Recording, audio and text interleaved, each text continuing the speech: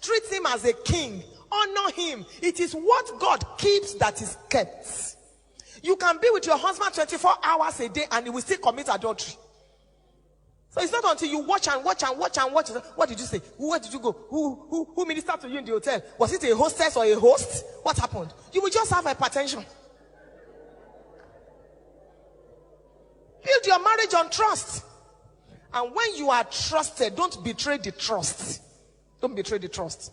When I speak along this line, I always say that there are three things inside every man. And three things inside every woman. Number one is a king that wants to reign. Let your husband reign. He's been beaten by the vicissitudes of life, by all kinds of things. When he comes into the house, let him meet a loving wife. Let him meet a wife that has been waiting to receive him. As a woman, pamper your husband. Look for pet names for your husband. Stop abusing him. Stop calling him Daddy Olu. That is a bush name.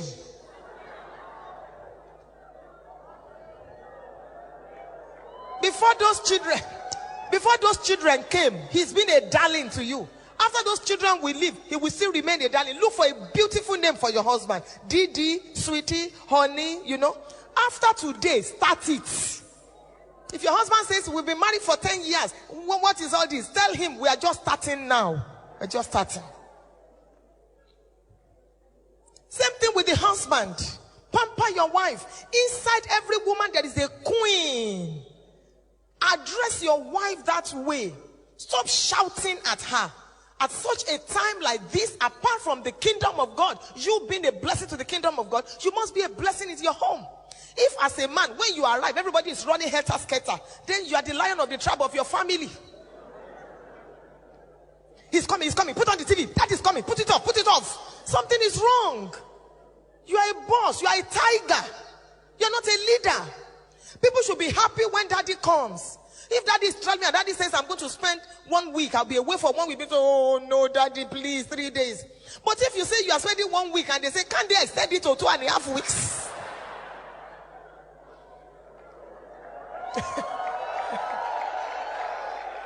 That means when you are not home, there is peace.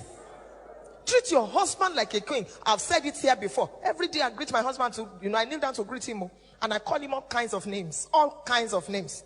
When my telephone rings and it is my husband, you will hear, oh, lo me, oh, nete me, or you are too worldly. His ringtone is different.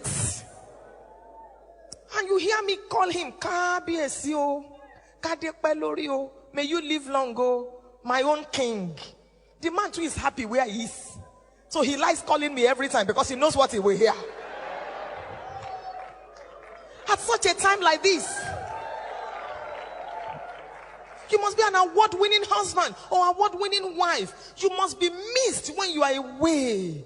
It's important for you to celebrate one another and to build your homes. Look at your children. If you want to know the kind of marriages your children will have, just take a good look at your own.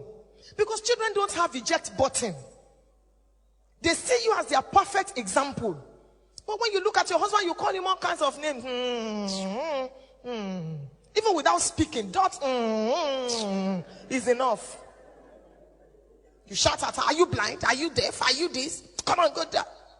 When Reverend called husbands, you two, you came out in church last Sunday. You two, You two, you came out. And your children are there and they are wondering. They are wondering. That man needed a wife that will respect him, not a Vashti. And there are many Vashtis today, they have been dethroned, and Esthers are taking their places. May that not be your portion. Inside every husband, there is a little boy that wants to play. When last did your husband pillow his head on your laps? When last? You are so busy cooking. 2 hours, you are still cooking in the kitchen. Your husband is watching the news.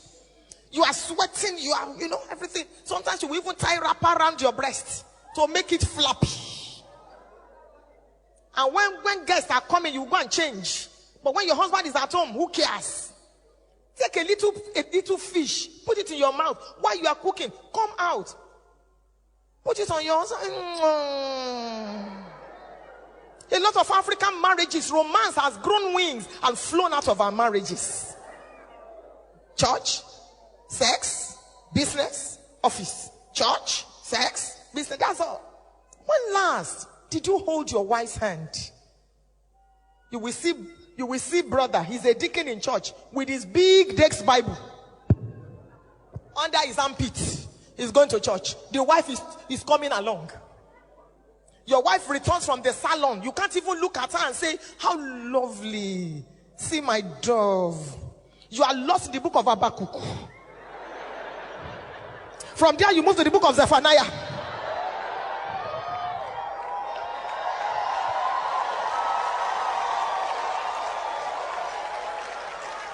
Because Reverend Sam told you that you'll be leading the ushers department, for the next 1 year. Come down a little from cloud 9 and touch your wife.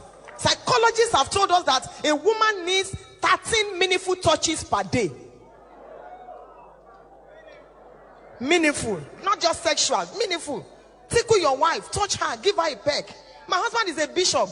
He pastors thousands of people. He still he carries me on his back and flings me around. I feel good. I feel very good. One day I noticed that it's been a long time since he carried me like that. So I said, hello, darling. I need to take one hat from, I keep my hat on the wardrobe. So I said he should lift me up. He lifted me. I needed the grey hat. I found it. I said, push me up again. Push me up. He said, have you not found it? I said, push me a little inside.